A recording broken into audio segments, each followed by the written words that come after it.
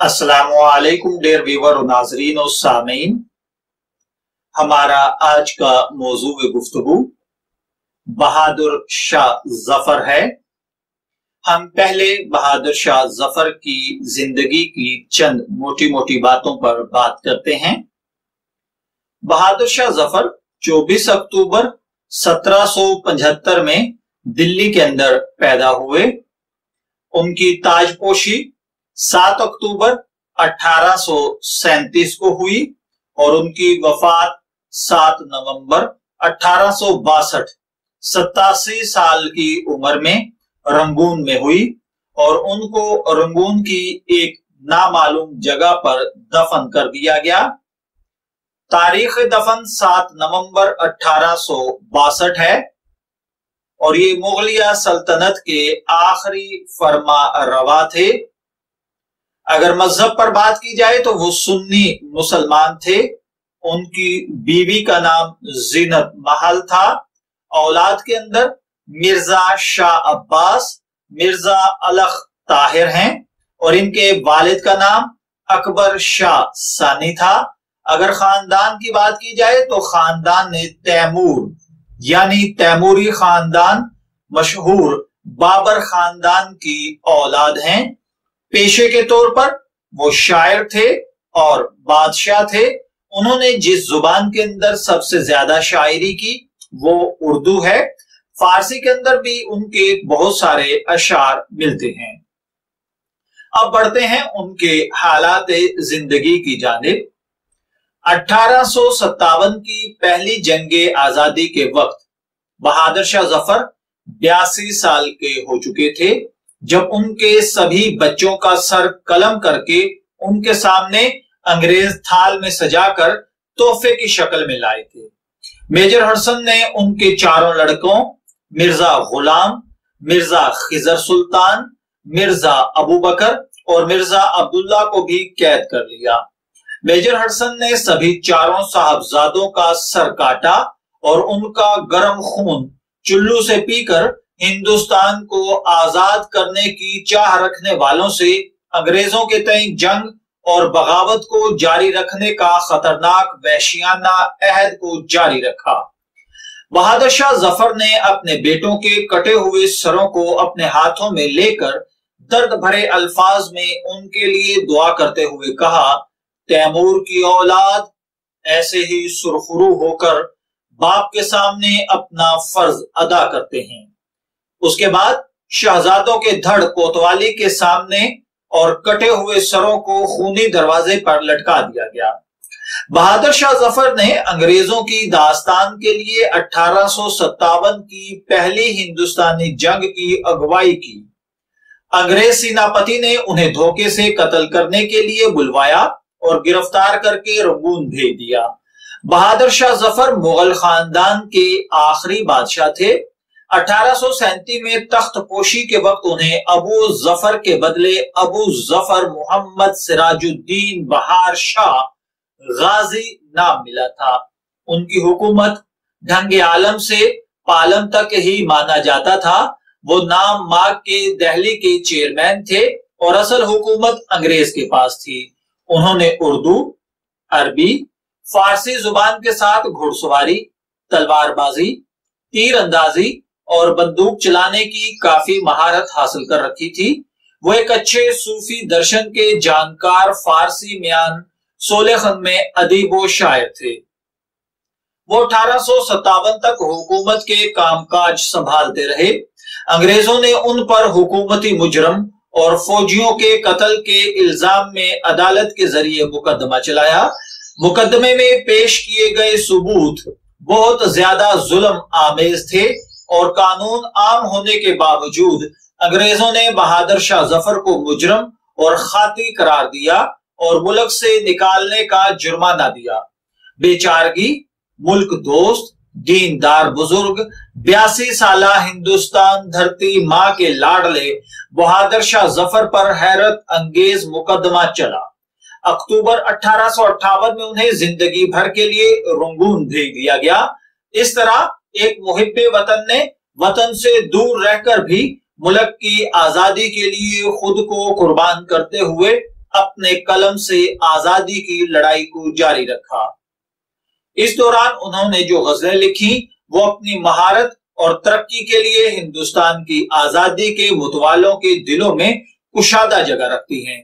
رنگون میں 6 نومبر 1862 کو اس آخری مغل خاندان کے 1857 کی پہلے جنگ آزادی کے راہبر نے اپنی جان نچھاور کر دی۔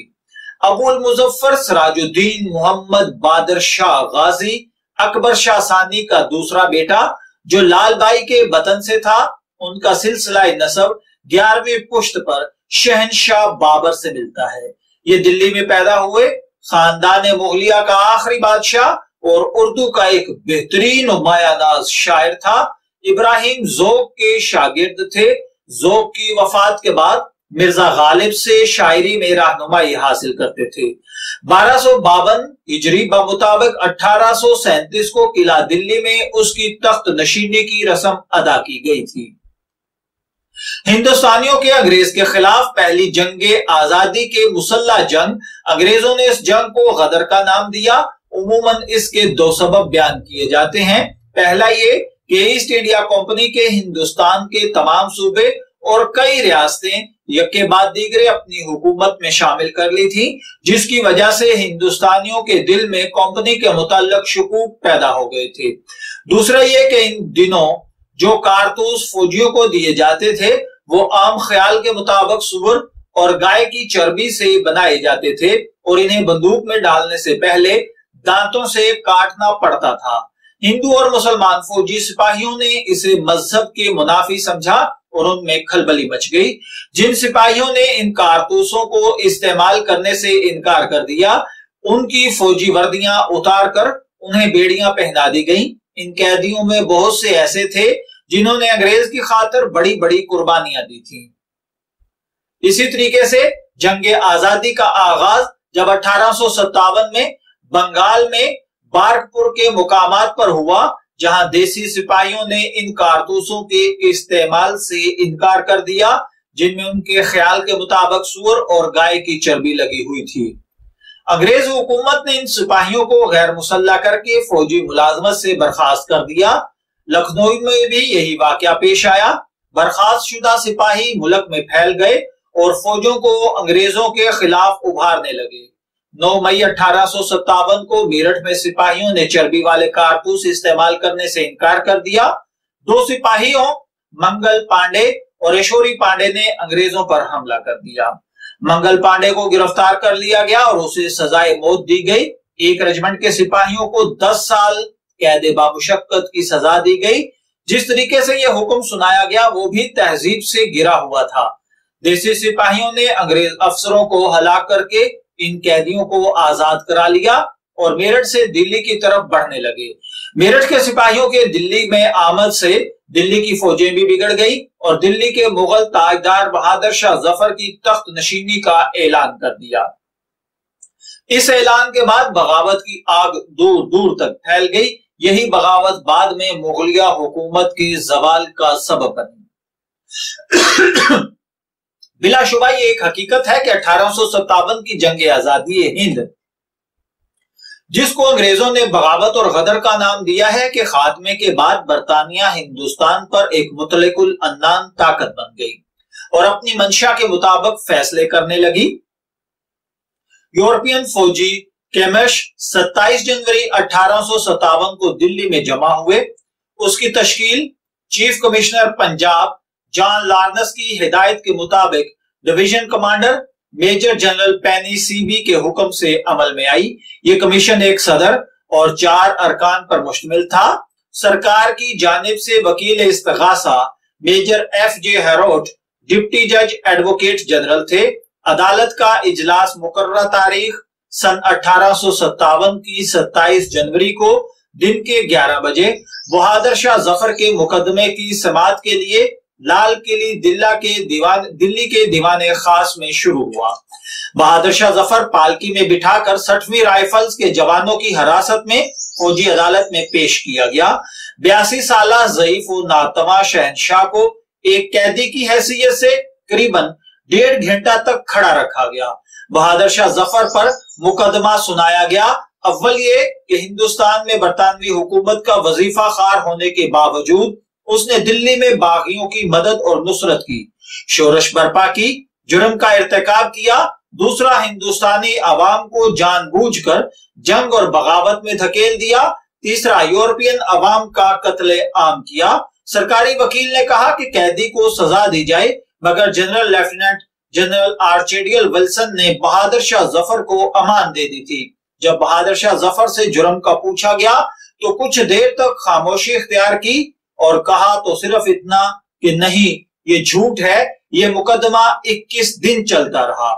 مارچ کی 9 تاریخ کو فیصلہ ہوا۔ قریب 18 مشتبہ چشمدید گواہ پیش کیے گئے۔ 200 کی اصلی دستاویزات پیش کی گئیں جن کا تعلق بہادر شاہ سے تھا۔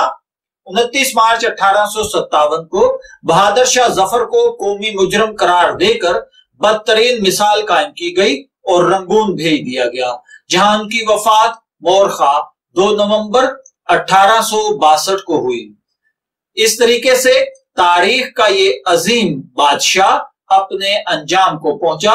اگر بات کی جائے ان کی پھانسی کی تو دلی کی فتح کے بعد انگریز فوجوں نے شہری آبادی سے خوفناک انتقام لیا۔ لوگوں کو بے دریغ قتل کیا گیا، سینکڑوں کو پھانسیوں پر چڑھایا گیا، ہزاروں نفوس گولیوں سے اڑا دیے گئے، ان میں مجرم بھی تھے اور بے گناہ بھی۔ مسلم بھی تلوار کے گھاٹ اتارے گئے اور ہندو بھی۔ ہندوستانیوں کو توپوں کے سامنے کھڑا کر کے توپ چلا دی جاتی، جس سے ان کے جسموں کے چیتھڑے اڑ جاتے۔ صرف ایک دن میں 24 مغل شہزادے پھانسی کے تختے پر لٹکا دیے گئے۔ مسلمان چن چن کر قتل کیے گئے۔ بہت سے مقتدر اور متمول مسلمانوں کی جائیدادیں تباہ کر دی گئیں۔ معمولی شک و شبہ کی بنیاد پر مسلمانوں کو ان کی جاگیروں سے بے دخل کر دیا گیا، جس کی وجہ سے وہ کوڑی کوڑی کے محتاج ہو گئے۔ ان ہولناک مظالم کا اعادہ ان مقامات پر بھی کہا گیا جہاں اولن جنگ کی آگ بھڑکی تھی۔ ان مظالم کا ذکر مرزا غالب نے اپنے خطوط میں کیا ہے۔ جلد ہی انگریزی فوج کے سکھ سپاہیوں نے قتل و غارت میں فرقہ وارانہ رنگ بھر دیا۔ انہوں نے مسلمانوں پر ظلم و ستم کی انتہا کر دی۔ مسلمان روزی کمانے کے لیے گھٹیا اور کمتر پیشے اپنانے پر مجبور ہو گئے۔ دفتروں میں انہیں چپڑاسی، چوکیدار یا باورچی جیسے کام ملتے تھے۔ سرکاری ملازمتوں کے اشتہار میں یہ سطور واضح کر دی جاتی تھی کہ مسلمان اس عہدے کے اہل نہیں ہیں۔ ہندو، سکھ اور مسیحی مسلمانوں سے آگے نکل گئے۔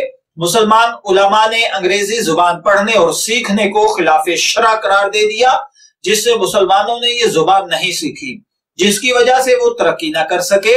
جنگ آزادی کے دوران 4000 انگریزوں کی موت واقع ہوئی، جس کے جواب میں 12 لاکھ ہندوستانیوں کا خون بہا کر بھی انگریز کا غصہ کم نہ ہوا۔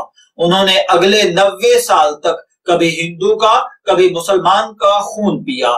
اگست 1858 میں برطانوی پارلیمنٹ نے اعلان ملکہ وکٹوریہ کے ذریعے ایسٹ انڈیا کمپنی کا خاتمہ کر کے ہندوستان کو تاج برطانیہ کے سپرد کر دیا۔ اس جنگ کے بعد خصوصاً مسلمان زیر عتاب آئے، جبکہ ہندوؤں نے مکمل طور پر انگریز سے مفاہمت کر لی۔ یوں مسلمانوں پر جدید علم کے دروازے بند کر دیے گئے اور خود مسلمان بھی نئی دنیا سے دور ہوتے چلے گئے۔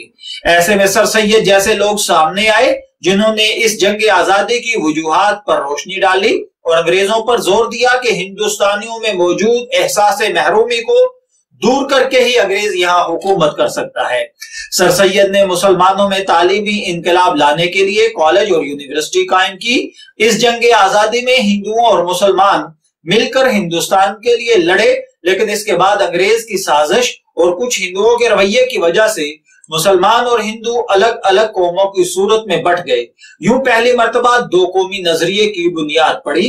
1857 میں انگریز میجر ہڈسن کی ہندوستان کے لیے بولے گئے تہمت آمیز الفاظ یہ تھے: دمدمے میں ہم نہیں اب خیر مانگو جان کی، اے ظفر موج ٹھنڈی ہوئی اب تیغ ہندوستان کی۔ اس کا جواب بہادر شاہ ظفر نے عام ہندوستانی کے دل کی آواز کی شکل میں کچھ اس طرح دیا تھا: غازیوں میں بو رہے گی جب تلک ایمان کی، غازیوں میں بو رہے گی جب تلک ایمان کی، تخت لندن تک چلے گی تیغ ہندوستان کی۔ اسی طریقے سے بہادر شاہ ظفر کی ایک مشہور غزل لگتا نہیں ہے جی میرا اجڑے دیار میں، لگتا نہیں ہے جی میرا اجڑے دیار میں، کس کی بنی ہے عالم ناپائیدار میں، بلبل کو باغباں سے نہ صیاد سے گلا، قسمت میں قید لکھی تھی فصل بہار میں، قید و ان حسرتوں سے کہیں اور جا بسیں، اتنی جگہ کہاں ہے دل داغدار میں۔ میں امید کرتا ہوں کہ آپ کو یہ معلومات ضرور پسند آئیں گی۔ اجازت چاہیں گے، پھر ملیں گے کسی نئی انفارمیٹیو ویڈیو کے ساتھ، تب تک کے لیے اللہ حافظ۔